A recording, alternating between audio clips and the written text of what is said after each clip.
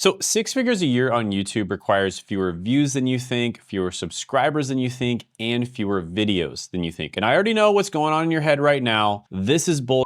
Another guy on YouTube telling me that it's easy to do. But just shut up and listen for a second, because this is not gonna be like any other video you've watched. The reason most creators never hit $100,000 a year has nothing to do with talent, has nothing to do with the algorithm, and it has nothing to do with how many times you post. It's really because they're playing the wrong game, and that's because they've never seen the math and they don't understand the right strategy. Nobody's ever pulled up a whiteboard and shown them what the whole damn machine looks like. So that's exactly what I'm gonna do today, as somebody who easily got my channel to 6 figures a year, and then I've done it again and again with other channels. I'm gonna be reverse engineering $100,000 a year right in front of you, every number, every conversion rate, every step of the funnel, and you're gonna steal the whole thing. And by the way, this works for 100,000 a year, but it also works for 100,000 a month, and it also works for $1 million a month, right? We've done $1 million months on YouTube, and it all comes down to just understanding the math, understanding the underlying strategy of how to get to the number that you want. So if you appreciate me doing this type of video and you wanna see me make more of these videos in the future, let me know by gently tapping that like button, and let's jump into it right now. All right, so when it comes to YouTube, there's basically 5 different numbers you need to know, and it kind of looks like a funnel. And at the top of the funnel is views. Now, this is where most people are stuck at. They basically think that in order to make money on YouTube, you have to get as many views as possible. And that is simply not the case. I have example after example after example that I could show you, but just one example, our client Carla, she's got about 1,500 subscribers, and she messaged me the other day saying that she closed a $100,000 contract from her channel with 1.5K subs, even though her videos get like 100 or 200 views, sometimes even less than that. And yet she closed a $100,000 contract. Now, of course, that is an extreme example. I have even more extreme examples than that. There are plenty of people who work with us that get a lot of views and also make a lot of money. But the whole point is, getting views isn't what you want. What you want, right? Let's cross out views and let's put what you actually want here, which is the right views. That's what you want to get. You want to get the right views. You want to get people that actually can buy stuff from you, right? Now, of course, the most extreme examples of YouTubers are people like Mr. Beast, who get like 100 million views every single video. And out of those 100 million views, there might be a few thousand people that can actually buy his stuff. But what you want to do is you want to maximize the number of the right views. So this means that if you can get a few hundred views and 100% of them are potential customers, great. Or let's just say you get 5,000 views and 50% of them are the right customers. Also great. So which one would you rather have? 1 million views and 0% of them are the right customers, or 100,000 views and 1% are the right customers? Or would you rather have 5,000 views and 50% are the right customers? Well, if you have 1 million views and 0% are the right customers, AKA the right views, then you're not gonna make any money, right? Nobody's gonna actually be a buyer. And this really doesn't matter what you're promoting. I mean, whether it's an affiliate link, sponsorship, etc., or you're selling your own products, it really doesn't matter. Sponsors are not gonna continue paying you if your audience doesn't actually buy stuff. But if you had 100K views, that would be about 1,000 buyers. And if you had 5,000 views and 50% of them were buyers, that's 2,500 buyers. So in that case, this would be the winner, the 5,000 views. Now, let's just say this 100K views, instead of 1%, let's just say it had 5% buyers. Well, in that case, you would have 5,000 buyers, and so this one would be the winner instead. So it really doesn't matter as much about how many views you get. What matters is how many of the right views you get. And I really need you to understand this, because there are countless examples of broke YouTubers out there that get millions of views and make absolutely no money. Okay, so this whole thing is just to illustrate that whenever I say views, what I really mean is the right views. So the second thing you need to pay attention to is clicks. So of the people who watch your video, how many of them actually click a link in the description? Okay, so 1, we've got the right views. 2, we've got clicks. 3, we've got leads. Of the people that clicked on your link, how many of them actually opted in to whatever you're giving away? Because typically you're going to collect their information as a lead. Now, to be fair, you could just skip this step and try to sell them something automatically, but typically the smartest thing to do is going to actually be to collect their information. Then 4 is sales. So of the people that you get as leads, what percentage of them actually convert into sales? And 5 is LTV. So what is the actual lifetime value of those people who actually buy stuff from you? Now, it's really good to know when it comes to LTV, like what is the amount of money you make right off the bat? Now, when it comes to LTV, there's other numbers that you need to know. We're going to talk about those here in a moment. But these are the 5 numbers that you absolutely must know to have success on YouTube. And these are the 5 numbers that almost no YouTubers pay any attention to whatsoever. Quick break. I'm going to be doing a live training on treating YouTube like a business. This is going to work for people who have online businesses, in-person businesses, and people who just want to treat YouTube like a business from the beginning. It is a completely free training, no strings attached. In fact, I'm giving away even more bonuses at the training. Just as an example, I'm going to be giving away my niche validator. And this is going to be available for both Claude as well as ChatGPT, which is a super valuable piece of software where you can finally figure out what the best niche for you is. So do not miss out on this training. Make sure you sign up for it down in the description and the pinned comment below, because you only get it if you join the training. So if you don't join now, you might miss it. But that being said, in the workshop, you'll get to meet me. You'll get to ask me questions directly. So I look forward to meeting you. So click the link in the description, the pinned comment below. Make sure you put it on your calendar. And if for whatever reason you missed out on it, you weren't able to attend, make sure you still click that link, because we might be having workshops in the future as well, and you'll be the first to know about it. So yeah, hope to see you there. And now back to your regularly scheduled programming. So let's go into each one of these step by step. Okay, so number 1, when it comes to the right views, we already kind of went over why getting the right views is so important. But we need to go even deeper into this, because this is where most YouTubers' brains are just fundamentally broken. Most YouTubers think that more views equals more money, but what they need to do instead is begin with the end in mind. First of all, who are you targeting?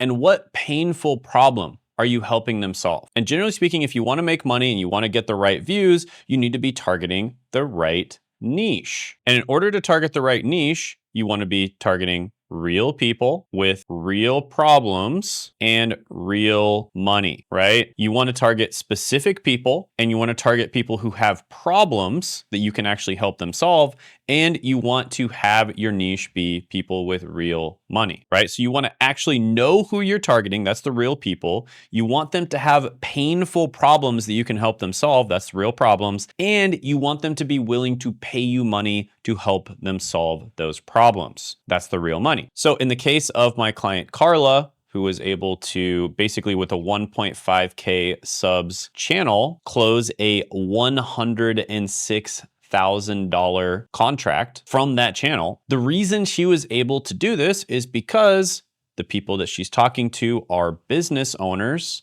and not just any business owners, because most business owners barely even hire any employees. They might just have like 1 employee or something like that. So not just any business owner, but specifically business owners looking to hire for outsourcing, okay? So they're looking to hire specifically in areas outside of the United States for specific positions, usually like customer service related or something like that. And Carla has a recruiting agency, right? So she actually has a placement and recruiting agency where she recruits and places lots of different people in various different parts of the world, like the Philippines or Latin America. So that is how she was able to land a $106,000 contract. And by the way, this is just starting. She's probably going to make a lot more than that from this contract, because she's targeting business owners. They obviously have a lot of money. They're a sophisticated audience. They are willing to trade that money to save themselves time. And the thing about sophisticated audiences that you really need to understand is, weirdly enough, they actually don't care that much about money, because scarcity creates value, and you care about money when you don't have it.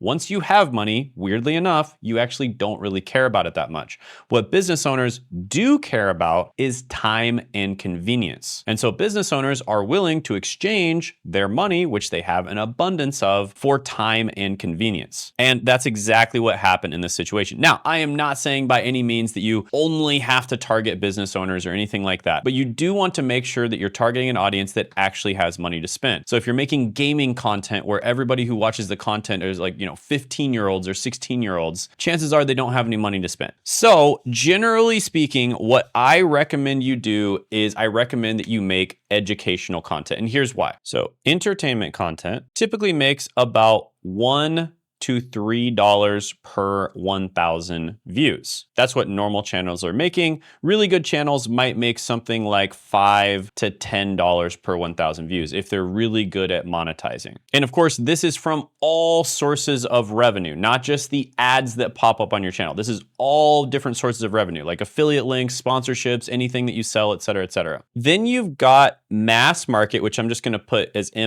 education content, okay? Mass market education content. This typically makes about $10 to $20 per 1,000 views. And this is assuming that you're not selling to a sophisticated audience and you're not selling like a high ticket product, okay? So we're just gonna say low to medium ticket product. So mass market education, low to medium ticket product, $10 to $20 per 1,000 views. If you're really good, you might get it up to like $30 to $100 per 1,000 views. This is how we're able to help our clients get to this range, even if they're kind of making mass market content and they're not really selling a high ticket product because they're not targeting a sophisticated audience. Then you've got mass market education that is targeting high ticket, right? So they are selling high ticket because enough of their audience is sophisticated that they can sell high ticket. Let me kind of make this obvious here. Now, normal here is, you're probably going to be making about $100 to $300 per 1,000 views. And if you're good, you can make anywhere between $300 and $1,000 per 1,000 views. So this is essentially what I'm doing on this channel you're watching right now. This is my 1.5 million subscriber channel. I do make more mass market type content on this channel. It appeals to a bit of a broader audience, but I still do have a lot of sophisticated people that watch this content. And I make somewhere between $400 to $800, depending on the month, per 1,000 views. Then we have the next one, which is what I typically recommend that people start off with, and that is niche education content. Another way that I like to refer to this is authority content, okay? Now, almost always if you're doing niche educational content, you are gonna be selling something high ticket.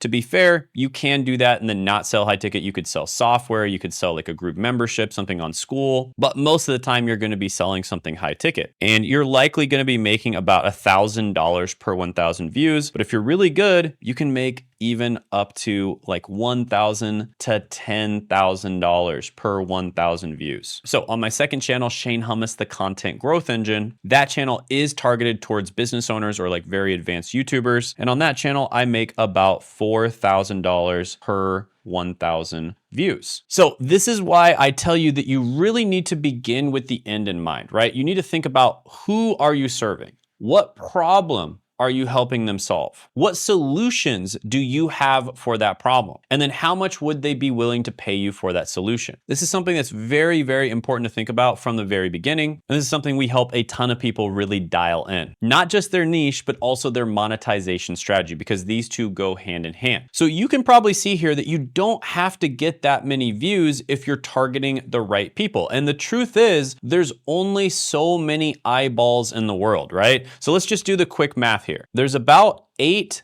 billion people in the world. YouTube already has 2 billion MAU, that's monthly active users. Most of the people who are using YouTube are people who actually have money. That's why they're able to use YouTube, because they have computers, they have an internet connection, etc. So we've already captured the majority of the people in the world who actually have money. For sure, we've captured the majority of first world countries and first world English speaking countries already. So you can't get that many more people to watch YouTube. You're capped. There's a ceiling. Additionally, of the people watching YouTube, there's been lots of studies done, and people are watching 10 plus hours a day of content, right? People are spending 10 plus hours a day on Netflix, their computer screens, their phone screens, their tablet screens, laptops, TVs, etc. And again, with this one, there's only so many hours in the day. I mean, if we went from 10 hours a day to 12, that's like a 20% increase. And eventually they just have to sleep. So again, there's only so many eyeballs in the world and there's only so many hours a day that they can be watching content. So the smartest thing to do is, rather than trying to get more views, what you should do instead is you should try to give more value to a smaller amount of people. This isn't just YouTube. This has happened in every single media industry that's basically ever existed. When media industries first start, whether it's newspapers or magazines or the internet, like blogs online, or it's radio shows, etc., it always starts with mass market entertainment content, okay? It's entertainment content that's mass market. Then what ends up happening is it gets more niche, right? Because there's only so many eyeballs in the world. There's only so many people that can actually consume your content. So it goes from mass market entertainment content to mass market education plus niche entertainment. And then it niches down even further to the point where it's basically just all niche entertainment plus niche educational content. And these are the people that are crushing it the most. This has happened with magazines. This has happened with newspapers, radio shows, blogs. It's every industry out there. You can look and you're going to see the same exact stuff happening over and over again. Books as well, right? That's the oldest form of content probably. And it happened with books. So this is exactly what phase YouTube is in right now. We are heading towards the niche entertainment and niche education phase of YouTube, where you serve a much more narrow audience, but you give them a lot more value. And I always tell people to just do niche education because of the fact that it's just way easier to do. It requires way less skill. There's way less competition. You don't need to get nearly as many views, and you can make way more money with way less views. So I always recommend that people do niche education.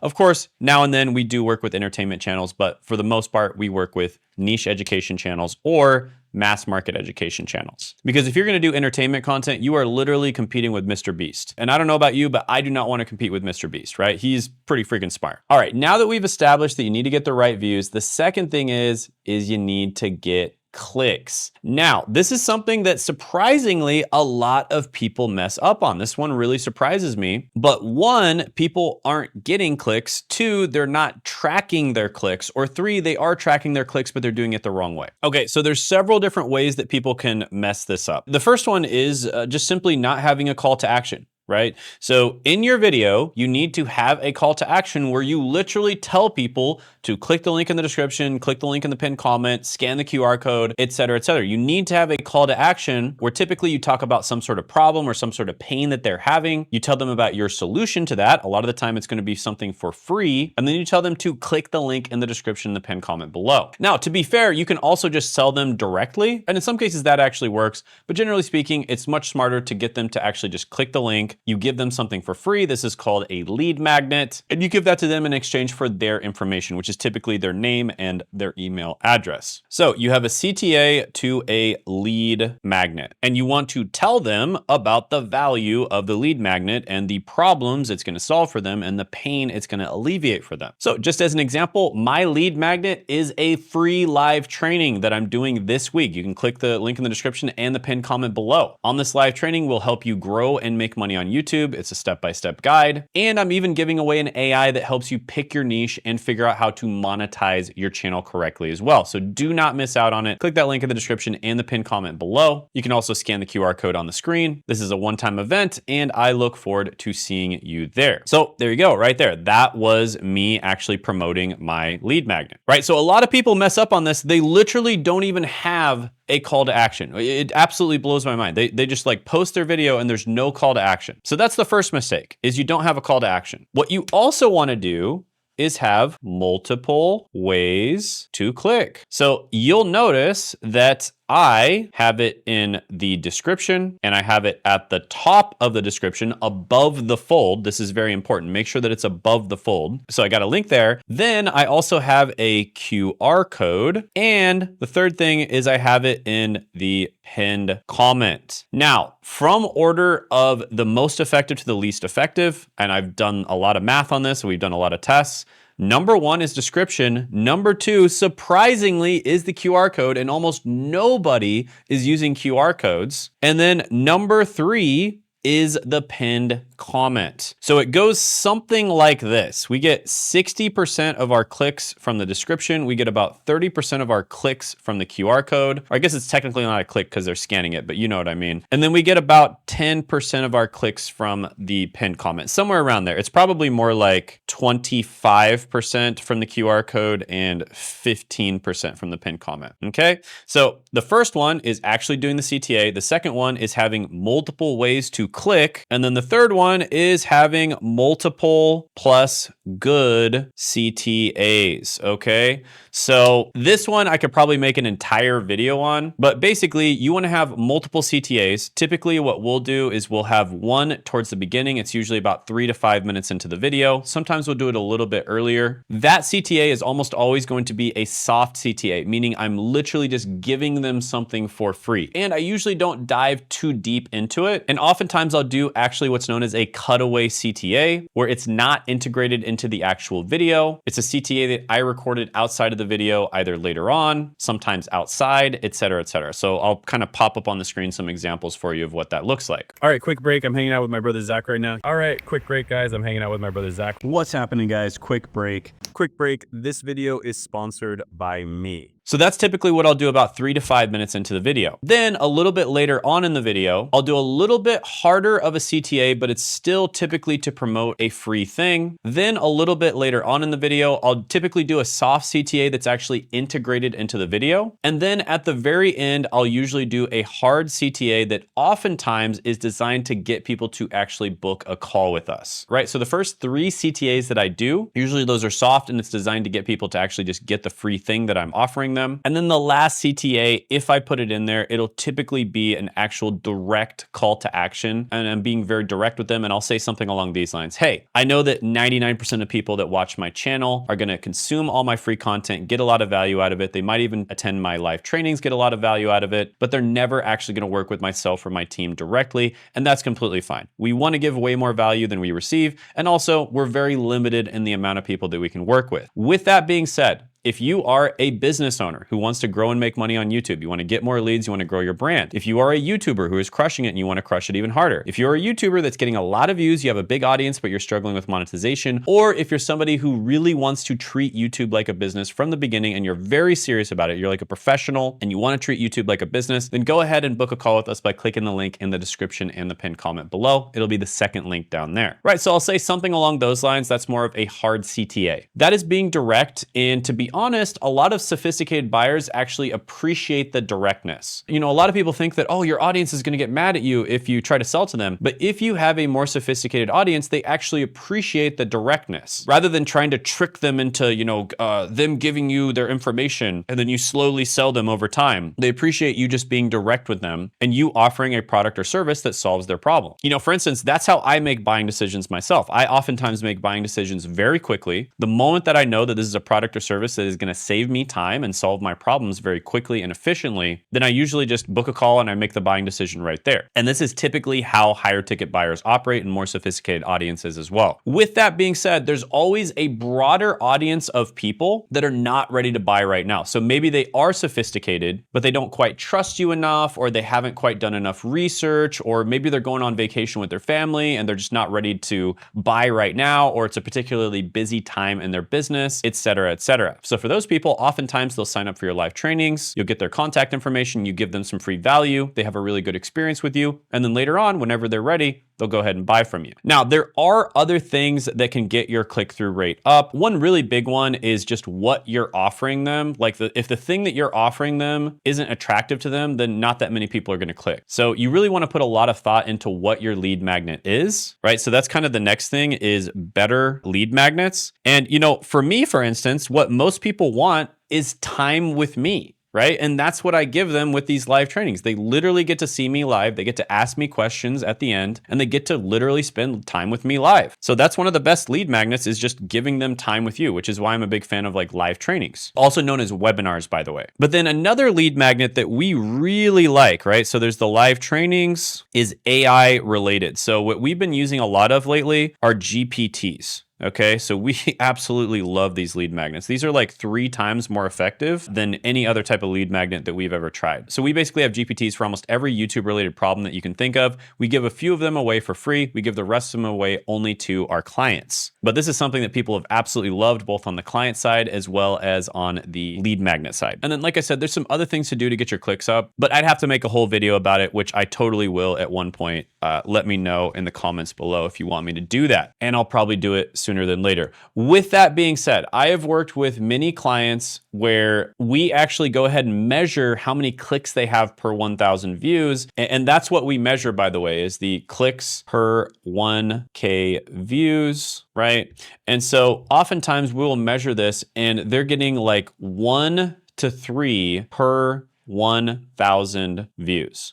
Okay, I've seen this many times. This is bad. You do not want this, okay? What you want to aim for when it comes to clicks per 1,000 views is anywhere between 10 to 30 per 1,000 views. And also, if you're wondering, well, hey, Shane, how do I actually track this? Well, what we recommend is you use what's known as UTM parameters. The one that we like to use is short.io, and then we store the data in Airtables. Okay, so we use short.io and we store the data in Airtables. And then what we really recommend that people use, because we just think it's the absolute best, is Hyros. So this is really our backup system, the short.io and Airtables, and our primary thing is Hyros. So we really recommend using Hyros. We love it. So that is how you actually track the clicks. With that being said, Hyros is a bit expensive. Short.io and Airtables are more affordable, and that's what we started off with as well. Okay, so the next one we're going to talk about is actual opt-in rate. Okay, so actual leads. So 3, remember we talked about that, is leads. So of the people who click, right? So you got like 1,000 views, right? Then you got 30 people to click because you're getting 30, clicks per 1,000 views. So you got 30 clicks. How many of those 30 people are actually giving you their information and becoming a lead? Now, to be completely honest with you, it really depends, right? It depends on what you're giving away as your lead magnet, what your niche is, and all kinds of different things like that. With that being said, we try to aim for about 30%.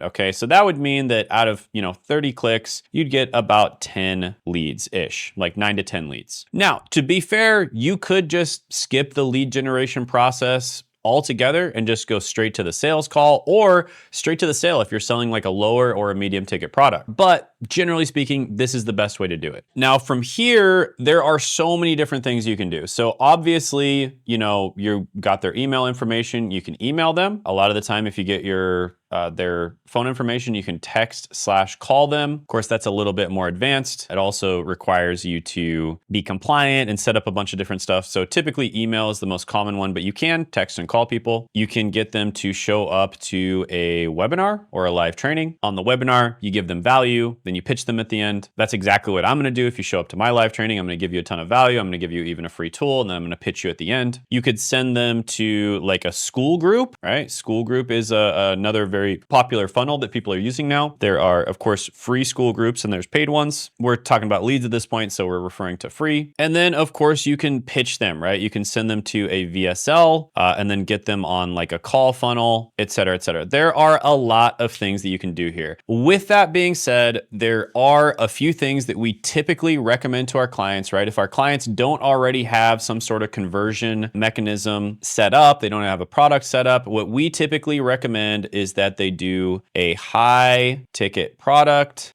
This is going to be anywhere from 1K absolute minimum all the way up to 10K plus. And we recommend that they actually do a call funnel. So the easiest way for them to start off with this is just using literally a Calendly link. So just letting people sign up for a call with them with a Calendly link. This works surprisingly well, by the way. You don't usually do this for very long. You might do this for about 30 calls or so. Then once you've done about 30 calls with people, you probably have a pretty good idea of what they actually want. At that point, you do a VSL or you can do a webinar. Okay, so these are the most effective funnels that we recommend. This funnel is more for just market research. You literally just have people sign up for a call with you, you ask them questions, and then you either pitch them on that call or you pitch them later on. So yeah, this one is extremely effective just to do market research and figure out what people want from you, right? Do they want you to do coaching for them? Do they want a course from you? Do they want for you to just do the work for them? And also, how much money are they willing to pay you, et cetera, right? So you're getting paid to do market research, and you're probably going to end up closing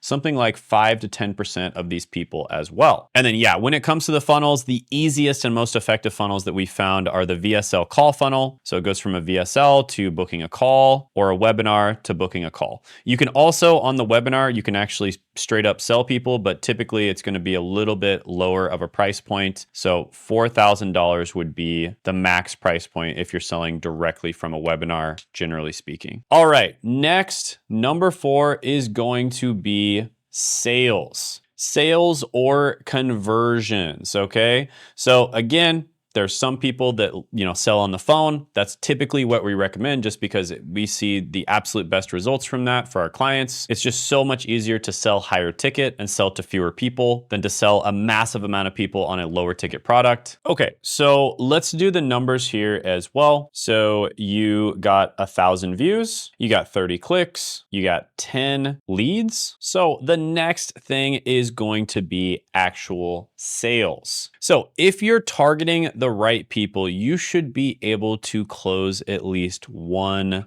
sale, right? So this is assuming that you're, having good targeting, you're actually targeting the right people that actually have money. You should be able to close at least one sale for about $5,000. So that is about a 10% close rate. So out of all the people that give you your information, and this is after you follow up with them, after they attend your webinar, after, they sign up for a call, et cetera, you should be able to close at least 10% of them. Now, by the way, if they directly book a call with you, your close rate should be significantly higher than that, probably at least 20%. But if they don't directly book a call with you, if they're just signing up for something for free, like a lead magnet, attending a webinar, etc., you should be able to close at least 10% of those people over time. And that means a $5,000 sale. So this is the math behind how you can make $5,000 per 1,000 views. Now, of course, there's always a little bit of leakage. You've got refunds, you've got all that kind of thing. And so, us, for instance, on our second channel, we make about $4,000 per 1,000 views because, 20% less kind of accounts for all that kind of stuff. But then this is the part that, only the absolute most elite people think about. And that's number 5. That is the LTV of a customer. So this is what we're really starting to think of now because we have certain types of customers where we do get a bunch of cash up front. We're able to get them really good results, but then we get them results and then they never work with us again. And so we're starting to really zoom in on the customers where we can get the cash up front, we can get them great results, and then they keep working with us into the future. Because sure, it's great to have a customer pay you $5K up front, but then they never work with you again. Well, that's not as good. So $5K up front, but then LTV or lifetime value is still $5K. Versus, is it better to have a customer that pays you, let's just say $3K up front, but then their LTV is $30,000 because they just keep paying you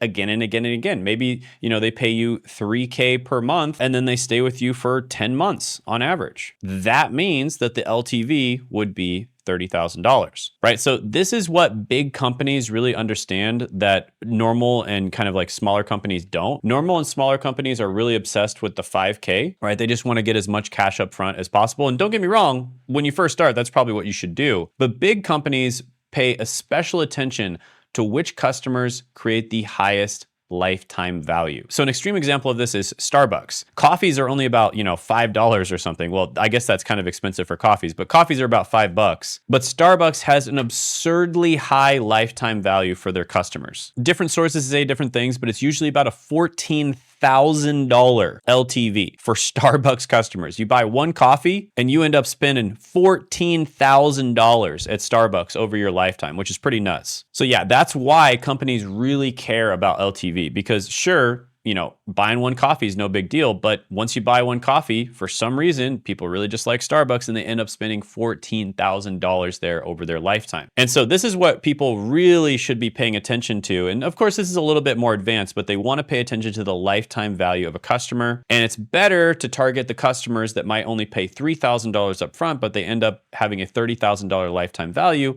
than the customers that pay $5,000 up front, but they only have a $5,000 lifetime value. This is one of the reasons that we've started working more and more with business owners, because a lot of the times business owners just want us to either do the work for them or do what's known as a build and release offer, where we kind of hire their team out, train their team, and sort of release it to them. But then they typically usually stay on with us sort of in a consulting type role. And then if they ever lose somebody, we just hire for their team again. And so that's why a lot of the time we like to work with business owners. So if you are a business owner, or if you're someone who's very business minded, you want to treat YouTube like a business, you are the type of person that would be perfect to work with us. Go ahead and either attend the live training by clicking the link in the description in the pinned comment below, the first link down there, or scanning the QR code. Or if you want to just book a call directly with us, you can click the second link in the description in the pinned comment below, or scan this other QR code that we'll put up right here. But only book a call if you're very serious about growing and making money on YouTube. We have a limited amount of people that we work with. We can only work with a small amount of people at a time, and we're very picky about who we work with. We only accept about 18% of the people who apply to work with us. But we're basically the kingmakers here on YouTube. We have countless amounts of testimonials and case studies and examples of people who we've helped get to 6 figures, 7 figures, even 8 figures a year on YouTube. Nobody else has gotten the results that we have, and that is because we treat YouTube like a business. All right, we're not teaching you how to become an influencer. We're teaching you how to treat YouTube like a business and really systematize things. If you want an example of someone that we were able to help, you can check out this video right here. This was Sean. We helped him go from $30,000 a month all the way up to over $500,000 a month, and you can check that out by clicking right here.